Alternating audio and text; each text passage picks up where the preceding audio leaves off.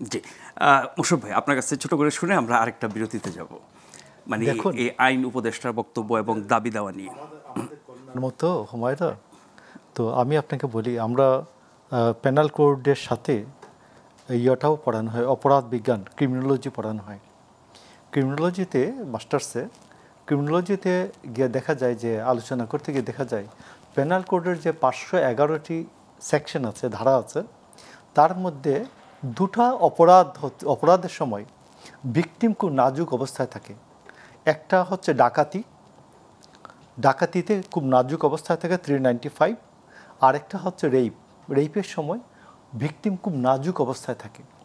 যার জন্য ব্রিটিশ আমলে প্রণীত যে পেনাল কোড 1835 থেকে একবার 1860 সাল পর্যন্ত 25 বছর ধরে যেটা নিয়ে গবেষণা করে তারপর প্রণীত পাশ করা হয়, এবং 62 সালে এটা গিয়ে 2 বছর পৃথিবীর ইতিহাসে আইনের ইতিহাসে এত দীর্ঘ সময় নিয়ে কার্যকরিতা দেওয়া হয় নাই, এত দীর্ঘ কার্যকরী করতে এত দীর্ঘ সময় নেওয়া হয় নাই। সেটার নাম হচ্ছে পেনাল কোড 1860, এটা 1862 সালে গিয়ে এটা কার্যকর করা হয়।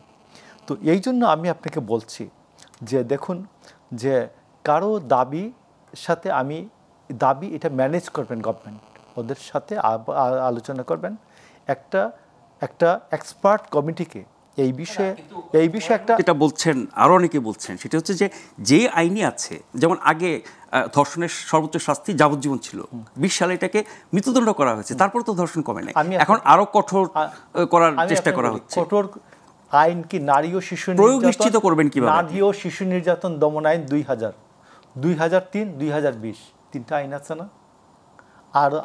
আর কি শক্ত করবেন? এরপরে আমি আপনি বলতেছি, শক্ত যে করবেন, যত আইনকে শক্ত করবেন, আপনি ডক্টর এহসানুল হক মিলনের নাম শিক্ষা প্রতিমন্ত্রী ছিলেন।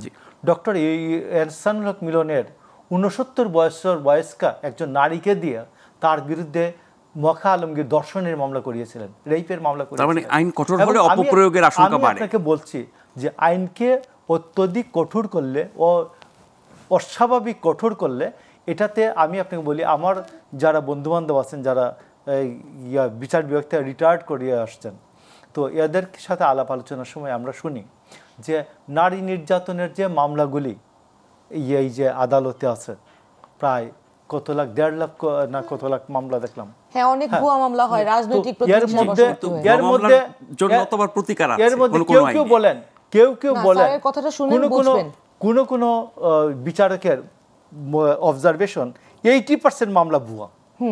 বিভিন্ন প্রতিহিংসার 80% মামলা ভুয়া। মামলা প্রমাণিত হলেও তো শাস্তির বিধান আছে। তো ভুয়া প্রমাণিত হলে 211 একটা শাস্তির ব্যবস্থা আছে পেনাল কোডের 211-তে। তো সেইটার প্রয়োগ আমাদের বাংলাদেশে দেখি নেই। তো এই জন্য যে আপনি এই যে এহসানুল হক মিলনের বিরুদ্ধে যে সবগুলি মামলা, প্রায় 33টা মামলা, সবগুলি ভুয়া প্রমাণিত হয়েছে। আপনি এই মামলাগুলির যে বাদী, এদেরকে কি করবেন? এরা নিরীহ মানুষ, বেসিক্যালি এরা মখা আলমগীর, মহিউদ্দিন খান আলমগীরের প্রভাবে নির্যাতনের ভয়ে ওরা মামলা দায়ের করতে বাধ্য হয়েছে। তো এদেরকে এখন আজকে কি করবেন আজকে পরিবর্তিত পরিস্থিতিতে? তো এই জন্য আমি মনে করি যে একটা এক্সপার্ট কমিটিকে দেওয়া উচিত যে এইটা কেন হচ্ছে।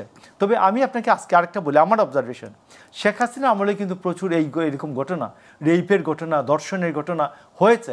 এটা নিয়ে কেউ মাঠে আসতে পারতো না। এইটা আমরা যেভাবে আজকে ওয়াইডলি আলোচনা করতে পারছি, এই ওয়াইডলি আলোচনার স্পেসটা ছিল না, এই জন্য এটা এখন বেশি সামনে আসছে।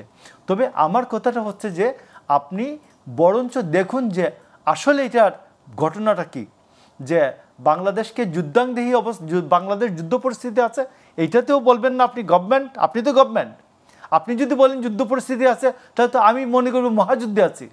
তো আপনি একটু রয়েস হয়ে দেশটা সামলান।